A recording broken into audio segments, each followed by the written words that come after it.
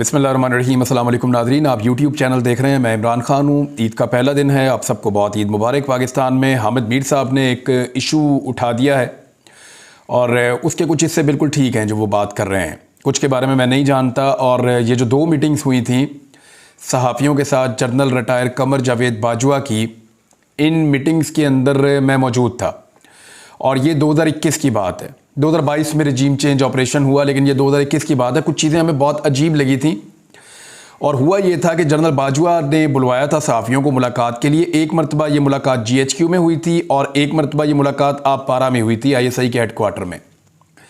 ये जो 2 मुलाकातें थी, इनमें बहुत सारी चीज़ें क्लियर हो गई थी उस वक्त, लेकिन इन मुलाकातों को ऑफ द रिकॉर्ड रखने का कहा गया था। ऑफ द रिकॉर्ड जो होती है इन्फॉर्मेशन, वो सहाफ़ियों के अपने कंज्यूम करने के लिए होती है, अपनी कंजम्पशन के लिए होती है। वो उसकी बुनियाद के ऊपर अपना तज्ज़िया दे सकते हैं, लेकिन उसको बाहर जाकर रिपोर्ट नहीं कर सकते। उस वक्त तो बिल्कुल नहीं कर सकते। तो ये एक प्रॉमिस होता है सहाफ़ियों और जो लोग ये इन्फॉर्मेशन दे रहे थे उनके बीच में कि इसको रिपोर्ट नहीं किया जाएगा, लेकिन जो इन्फॉर्मेशन उनको दी जा रही है ये अपनी कंजम्पशन के लिए और अपने इस्तेमाल के लिए, अपने एनालिसिस के लिए वो इस्तेमाल कर सकते हैं। अब इसी तरह से ये 2 मीटिंग्स हुई थी और घंटों तक जारी रही थी। एक मीटिंग तो हमारी लगभग 7 घंटे तक जारी रही थी। 2 दर्जन सहाफ़ी थे जिनको बुलाया गया था। एक गालिबन रमज़ानुल मुबारक में थी और एक उसके बाद थी ये मीटिंग, और दोनों में जनरल रिटायर फैज़ भी साथ मौजूद थे। उस वक्त के जो DG ISPR थे जनरल इफ्तिखार बाबर, वो भी मौजूद थे। ISPR का दीगर अमला भी मौजूद था और जनरल बाजवा का अपना स्टाफ वो भी मौजूद था। एक मुलाकात के अंदर कुछ सियासतदान भी मौजूद थे, जिनमें वज़ीर आज़म साबिक जो थे उनके नेशनल सिक्योरिटी के एडवाइज़र मुईद यूसुफ भी एक मुलाकात के अंदर शामिल थे। सहाफ़ियों का मैं आपको नाम बता देता हूँ जो मुझे अभी याद है फ़िलहाल। शहीद अरशद शरीफ उन मुलाकातों के अंदर शामिल थे, मुईद पीरज़ादा शामिल थे, इरशाद भट्टी, आरफ हमीद भट्टी, नदीम मलिक, अहमद मीर, काशिफ अब्बासी साहब गालिबन एक या दोनों मुलाकातों में थे। मुबशर लुकमान साहब एक मुलाकात के अंदर मौजूद थे। नसीम ज़हरा साहबा मौजूद थी। शौकत पराचा मौजूद थे। फ़हाद हुसैन को मैंने एक मुलाकात में, मुझे गालिबन या हो सकता है दोनों में वो मौजूद हों। कामरान शाहिद मौजूद थे और दीगर कुछ और सहाफ़ी भी थे। कुछ के नाम शायद मुझे अभी याद नहीं है, लेकिन ये तादाद किसी सूरत भी 2 दर्जन से कम नहीं थी। और जो पहली मुलाकात थी उसमें तो सहाफ़ी ज़्यादा बड़ी तादाद में मौजूद थे। उनमें क्या सवाल जवाब हुए थे, हामिद मीर साहब क्या क्लेम कर रहे हैं, वो कितना दुरुस्त है, मैं आपको भी बता देता हूँ। एक तो ये जो कहानी है कि मोदी का पाकिस्तान का दौरा करवाया जा रहा था, ये कोई दौरा उस वक्त की इतला के मुताबिक, ये अभी भी मैंने कंफर्म किया है, सच तय नहीं था। ये पाइपलाइन के अंदर बातें चल रही थी, क्योंकि बैकडोर चैनल राब्ते पाकिस्तान की एजेंसीज़ ने भारतीय एजेंसियों के साथ शुरू कर दिए थे। उसके बाद आपको याद होगा कि एक सीज़ फायर भी हो गया था लाइन ऑफ कंट्रोल पे, और पाकिस्तान और भारत के दरमियान एक जंगबंदी हो गई थी और फ़ौज उसको बहुत अपनी कामयाबी समझ रही थी कि अब भारत के साथ एक लड़ाई, आपको इमीडिएटली किसी लड़ाई में आप नहीं जा रहे, और एक जंगबंदी हो गई। ये अच्छी चीज़ है। जंग का खात्मा वैसे हमेशा अच्छी चीज़ होती है, इसको अप्रिशिएट करना चाहिए और बातचीत के ज़रिए मुज़ाकरात को हल करना चाहिए। लेकिन भारत ने कुछ हरकतें ऐसी की थी जिनकी वजह से पाकिस्तान भारत से बातचीत से इनकारी हो गया था। ख़ास तौर पे इमरान खान साहब का ये मौक़िफ़ था कि मैं किसी सूरत भी भारत के साथ तब तक बात नहीं करूँगा जब तक कि भारत कश्मीरियों को उनका जो जुदागाना स्टेटस है, जो आर्टिकल 370 रिवोक किया गया है, वो उनको वापस नहीं दे देता। जबकि जनरल बाजवा का मौक़िफ़ इसमें मुख्तलिफ था। अब हामिद मीर साहब ने 2 चीज़ें कही हैं। एक जगह मोदी का दौरा करवाया जा रहा था, शाह महमूद कुरैशी साहब को पता चला तो भागे भागे इमरान खान के पास गए और इमरान खान ने बताया कि मुझे तो पता ही नहीं है इसका। ये ज़रूर पता है कि अजीत डबल का और कुछ राब्ते हमारे लोगों के हो रहे हैं, लेकिन ये नहीं पता कि इसके अंदर मोदी का कोई दौरा हो रहा है। अच्छा, मोदी का दौरा जो है वो सिर्फ अंडर डिस्कशन था और ऐसा हो रहा था कि अगर नरेंद्र मोदी पाकिस्तान आ जाए, क्योंकि नवाज शरीफ के दौर में भी नरेंद्र मोदी एक दफ़ा पाकिस्तान आ गए थे और अचानक उतरे थे और उतर के पहुंच गए थे। उस वक्त इस्टेब्लिशमेंट ने कहा हमें तो पता ही नहीं था कि नवाज शरीफ साहब ने अचानक उनसे मिलने के लिए मोदी साहब आ गए और उनकी नवासी की शादी के अंदर शिरकत की और उनको सालगिरह की मुबारकबाद भी दी। तो इस तरह की चीज़ें जो है वो नरेंद्र मोदी साहब एक दिन अचानक आ गए थे इस्टेब्लिशमेंट के मुताबिक। लेकिन इस मरतबा कहा यह जा रहा है, हामिद मीर साहब की तरफ से क्लेम किया जा रहा है कि मोदी का दौरा फाइनल हो गया था, लेकिन मेरी इंफॉर्मेशन के मुताबिक ये दौरा फाइनल नहीं हुआ था। लेकिन ये ज़रूर था कि पाइपलाइन के अंदर चीज़ें थी और इनकी बातचीत चल रही थी। फिर उन्होंने कहा कि टैंक चलने के काबिल नहीं है और जो फौजियों की जो नकलो हरकत है उसके लिए कोई डीजल का बंदोबस्त और ये चीज़ें हमारे पास नहीं है और जनरल बाजवा ने एक शिकस्त खोरदा या फौज लड़ने के काबिल नहीं है, इस किस्म का जो एक बयानिया बना हामिद मीर साहब के स्टेटमेंट के बाद, तो मैं उसको आपको क्लियर कर देता हूं कि एक्चुअली जनरल बाजवा ने उस दिन इतने घंटों तक हमें क्या समझाया, और बीच में एक वक्फा भी हुआ, उस वक्फे में भी सहाफ़ी आपस में बातचीत करते रहे, तो हम कितने हैरान थे और परेशान थे कि ये क्या हो रहा है, और उसकी बुनियाद के ऊपर हमने कुछ एनालिसिस आने वाले दिनों में दिए भी। सबसे पहले तो मैं आपको ये बताता हूं कि आरिफ हमीद भट्टी साहब ने जनरल बाजवा को कहा, क्योंकि जनरल बाजवा का सहाफ़ियों को लेकर रवैया बड़ा अजीब सा खुश्क था, और वो सहाफ़ियों को दबाते थे, कभी इसको कभी इसको कभी इसको, मार भी पड़वा देते थे, आपको पता है सहाफ़ियों को। अभी वो मानते हैं इस बात को कि मैंने फ़लाँ सहाफ़ी के साथ ये करवाया, फ़लाँ के साथ थोड़ा ज़्यादा हो गया, फ़लाँ के साथ थोड़ा कम हो गया, तो ये जनरल बाजवा सहाफ़ियों पर दबाव डालते थे। आरिफ हमीद भट्टी साहब ने कहा कि जी आप हम सबको ही मार दें एक ही दफ़ा, सहाफ़ियों को, बाजवा साहब, तो पाकिस्तान के सारे मसाइल हमारी वजह से हैं, पाकिस्तान के सारे मसाइल हल हो जाएंगे। तो जनरल बाजवा ने मजाक में कहा कि यहाँ चैम्बर की हम गैस छोड़ते हैं इस कमरे के अंदर बाहर जाके, तो आप सारे ख़त्म हो जाएंगे, तो पाकिस्तान के मसाइल ख़त्म हो जाएंगे। तो इस किस्म की जनरल बाजवा ने बात की थी, लेकिन वो मजाक में बात हुई थी। लेकिन जो संजीदा बातें हुई थी वो मैं आपको बता देता हूँ, जिसपे कुछ सहाफ़ी बड़ा बोले भी थे। मैंने खुद 4 सवालात इन 2 मुलाकातों में मुझे याद हैं जो मैंने पूछे थे। अभी मैंने इन मुलाकातों के अंदर शामिल 2 मुख्तलिफ लोगों से बात की जो लोग लिख रहे थे, क्योंकि मैंने भी इसको लिखा था, वो नोट्स मुझे मिल जाएंगे। अब क्योंकि हामिद मीर साहब ने ये पंडोरा खोल दिया है, तो इसके हकायक सामने आने चाहिए। इससे पहले हम लोग क्योंकि बाउंड थे और हम ये बात नहीं बता रहे थे, अपने एनालिसिस इसकी बुनियाद पे हम कर रहे थे, लेकिन अब क्योंकि इसको रिपोर्ट कर दिया हामिद मीर साहब ने, तो फिर हमारा भी हक है, हम सारे भी इसको रिपोर्ट करेंगे। उन्होंने इसको शुरू कर दिया। जनरल बाजवा हमें सहाफ़ियों को ये समझा रहे थे कि कश्मीर को छोड़कर पाकिस्तान को भारत के साथ नेगोशिएशंस करनी चाहिए और मुज़ाकरात में आगे बढ़ना चाहिए। अभी कश्मीर का नाम लेना बेशक छोड़ दें। इस पे मैंने एक सवाल किया था कि 70 साल हमने पाकिस्तान की कौम को ये कहा कि हम कश्मीर को लेंगे और छीन कर लेंगे, और एक हमने चूरन कौम को बेचा है 70 साल तक एस्टेब्लिशमेंट ने। तो बाजवा साहब अब जाके लोगों को हम क्या बताएं कि वो सारा झूठ था, ये अब नया बयानिया आपने दे दिया। इस किस्म का मैंने उनसे सवाल किया, मुझे याद है। तो इस पे बाजवा साहब ने कहा कि एक डिबेट तो शुरू की जा सकती है, आप लोग जाएं और जाकर डिबेट शुरू करें और लोगों से बात करें और इसको डिस्कस करें कि भारत के साथ मुज़ाकरात होने चाहिए, ताल्लुकात आगे बढ़नी चाहिए। तो इसमें जो हमने बाजवा साहब की इंटेंट मैं आपको बता देता हूं, क्योंकि कई घंटे की मुलाकात है, मैं एकदम आपको बता नहीं सकता, लेकिन बाजवा साहब की नीयत ये थी कि पाकिस्तान और भारत के दरमियान ताल्लुकात ठीक ठाक नॉर्मलाइज हो जाएं। ये आज मैं सिर्फ भारत के बारे में बात करूंगा इस व्लॉग में, इसराइल के बारे में बाद में बात करूंगा। लेकिन आपको मैं ये बता देता हूं कि जनरल बाजवा ने यह कहीं नहीं कहा कि पाकिस्तान की फौज भारत से लड़ने के काबिल नहीं है। ये मेरी जनरल बाजवा से शदीद मुखालफत है। रजीम चेंज ऑपरेशन पे मैं उनके सख्त खिलाफ हूं, लेकिन जनरल बाजवा ने यह जरूर कहा कि पाकिस्तान कमजोर मुल्क है, पाकिस्तान की इकॉनमी बहुत कमजोर है, हमारे रिजर्व बहुत कम है, हमारे पास फ्यूल जो है वो जमा करने की कैपेसिटी उतनी नहीं है, तो हम क्या एक जंग में जा सकते हैं। वो बार बार ये कहते रहे कि लड़ने की सलाहियत के ऊपर वो सवाल उठाते रहे, लेकिन उन्होंने ये कहीं नहीं कहा कि पाकिस्तान की फौज लड़ना नहीं चाहती। ये कह के तो एक जनरल फंस ही जाता ना। बल्कि एक मौका पर मैंने एक लुकमा भी दिया था कि हम तो अपने आर्मी चीफ को मिलने आए हैं, हमें तो जब से आए आप डरा रहे हैं। ये मैंने बात की थी वहां पे, मुझे याद है। नसीम ज़ारा साहबा ने भी एक बड़ी सख्त बात की थी भारत को और पाकिस्तान को लेकर। कुछ और सहाफ़ियों ने भी ऐसी बात की थी। हामिद मीर ने इसके बारे में बात नहीं की थी, बल्कि मुझे याद है सलीम साफ़ी भी मौजूद थे, उन्होंने बात की थी अली वज़ीर को छुड़वाने के लिए। कुछ सहाफ़ी जो हैं वो इनको पॉलिटिकल चीज़ों की तरफ लेकर जाना चाहते थे मुलाकात को। बल्कि नवाज शरीफ साहब को तारीफ़ करते हुए जब मैंने बाजवा साहब को उस दिन सुना तो मुझे बड़ी हैरत हुई थी। जनरल बाजवा साहब ने 2021 में जब मुलाकात हुई थी तो नवाज शरीफ साहब की तारीफ़ें की थी उस मुलाकात में। तो मुझे उस पर बड़ी हैरत हुई थी कि फ़ौज के अंदर नवाज शरीफ के बारे में जज्बात कुछ और हैं, जनरल बाजवा नवाज शरीफ के बारे में कुछ और सोचते हैं और किसी और तरीके से बात करते हैं, और नवाज शरीफ फ़ौज के बारे में किसी और तरह के स्टेटमेंट्स दे रहे हैं। तो इसका मतलब क्या लिया जाए, ये बात कुछ हमें हजम नहीं हो रही थी उस वक्त। बल्कि जब हम वक्फे में बाहर गए तो हम आपस में ये बात कर रहे थे कि हमारे जर्नैल तो हमें डरा रहे हैं, और इस किस्म के कमज़ोर स्टेटमेंट हमारे जर्नैल कैसे दे सकते हैं। जनरल बाजवा ने टैंकों के बारे में कोई इस तरह का शिकवा नहीं किया कि वो चल नहीं सकते या इस काबिल नहीं है या फौज लड़ने के काबिल नहीं है, ये नहीं कहा। लेकिन हमने ये महसूस किया कि वो लड़ना चाहते नहीं हैं और वो लड़ाई से बचने के मुख्तलिफ बहानों के ऊपर बात कर रहे थे। जैसा कि वो ये कहते थे कि इकॉनमी बहुत कमज़ोर है, जैसा कि वो ये कहते थे कि आपकी लड़ने की कैपेसिटी कितने दिन की है, आप कितना फ्यूल जमा कर सकते हैं, कितनी देर तक आप मुज़ामत कर सकते हैं या चीज़ें कर सकते हैं।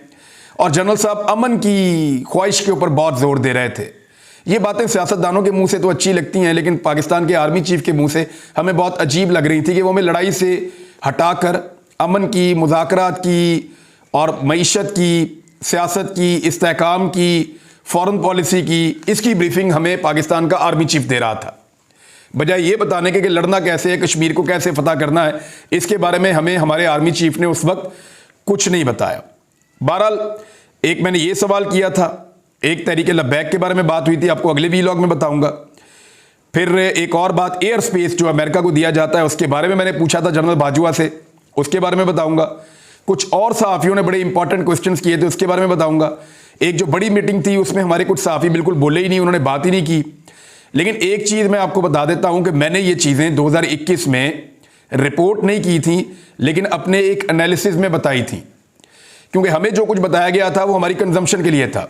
उससे मैं एक नतीजे पर पहुंचा कि इमरान खान और फौज के इख्तलाफात शदीद नौयत के हो गए हैं। ना सिर्फ इस मामले से, बल्कि मैंने बहुत सारी और इंफॉर्मेशन गैदरिंग की थी। जो लोग कह रहे हैं कि ये चीज़ें पहले कभी क्यों नहीं बताई गई सहाफ़ियों की जानिब से, तो उनके लिए 17 अक्टूबर 2021 का मेरा एक वीलॉग है, उसका एक हिस्सा मैं आपको सुनवाता हूं। आपको आइडिया हो जाएगा कि उस वक्त मैं क्या कह रहा था, कि वो कौन सी 10 चीज़ें हैं जिन पे एस्टेब्लिशमेंट और इमरान खान साहब का इख्तलाफ हो चुका है। तो इसको ज़रा आप मुख्तसरन सुन लें, आपको आइडिया हो जाएगा कि ये चीज़ें उस वक्त मैंने बताई थी, जो आज हामिद मीर साहब ने बताना शुरू की हैं। और इसमें अभी बहुत कुछ और आपको आने वाले वक्त में पता चलेगा। अमेरिका के बारे में क्या था वो मैं आपको बाद में बताऊंगा, लेकिन पहले आप ये वाला हिस्सा सुनिए। मैं आपको बताता हूं कि कहां कहां एस्टेब्लिशमेंट और इमरान खान साहब के इख्तलाफात हुए। पहला इख्तलाफ जो हुआ था इमरान खान साहब का एस्टेब्लिशमेंट से, वो उस्मान बुज़दार साहब की तैनाती था। एस्टेब्लिशमेंट पंजाब में एक तगड़ा और बेहतर आदमी चाह रही थी। वो एक ऐसा आदमी चाह रही थी जो तजुर्बाकार हो, एक ऐसा आदमी चाह रही थी जो एक अच्छे इमेज के साथ बेहतर गवर्नेंस कर सके।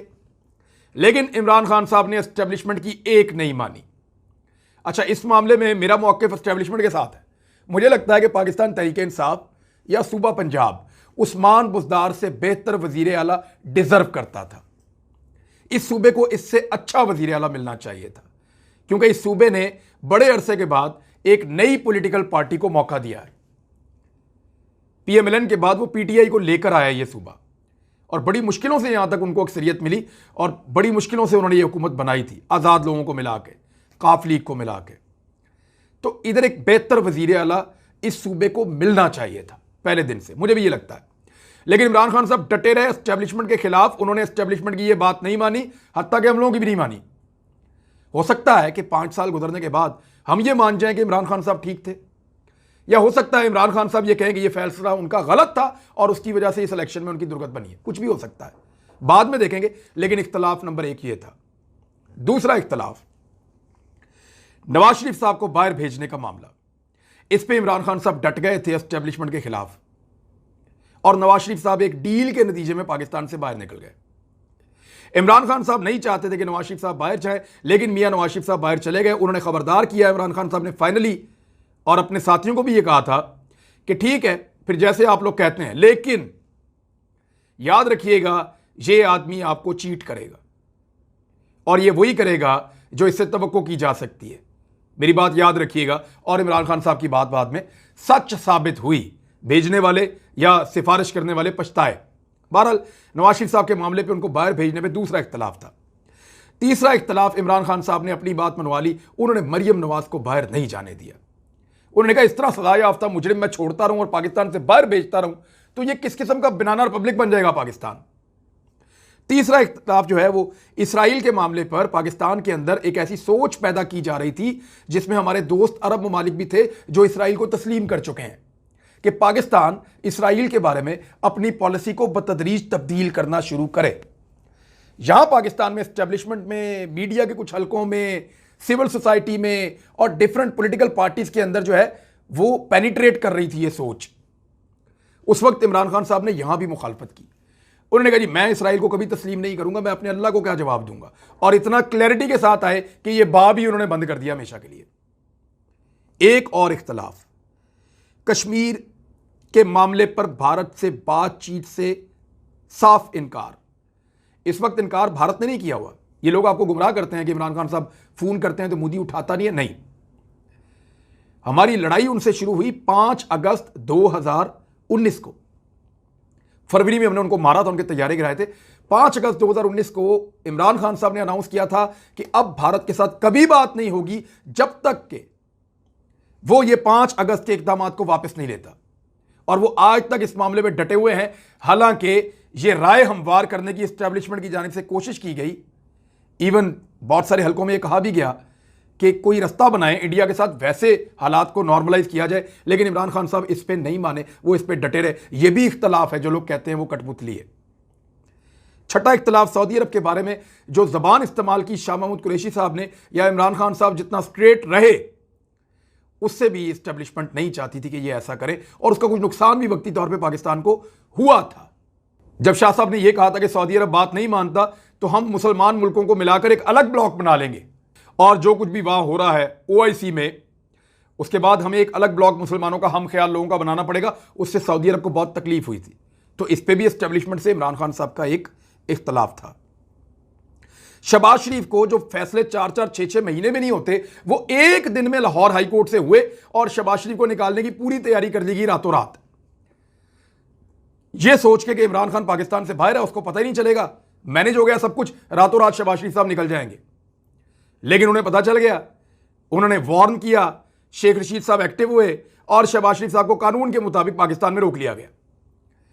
इमरान खान साहब ने शहबाज शरीफ को नहीं जाने दिया, हालांकि एक बड़ा एस्टेब्लिशमेंट का तबका और बहुत सारे लोगों की सोच थी कि इसको भी निकालना है, लेकिन वो डील कामयाब नहीं होने दी इमरान खान ने। एक और इख्तलाफ मैं आपको बता रहा हूं, एब्सोल्युटली नॉट।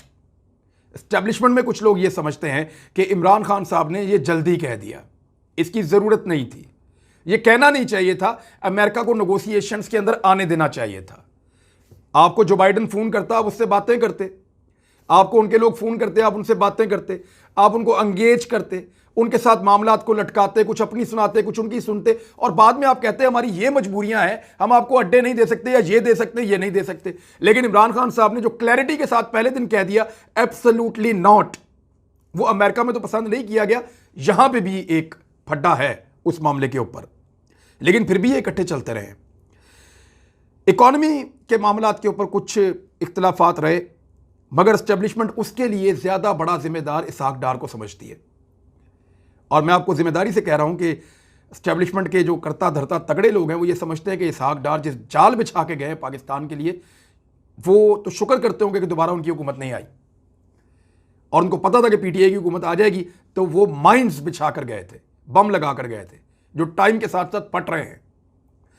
फिर 10वां जो एक इख्तलाफ NRO के मामले पे है कि इमरान खान साहब बिल्कुल बज़िद है कि मैं किसी अपोजिशन वाले को नहीं छोड़ूंगा, NRO नहीं दूंगा, जबकि एस्टेब्लिशमेंट को यह लगता है कि आगे बढ़ना चाहिए, पाकिस्तान को और आगे निकलना होगा, हमें अभी बहुत काम करना है। यानी ये डिफरेंस ऑफ ओपिनियन यहां पे एस्टेब्लिशमेंट का और इमरान खान का रहा।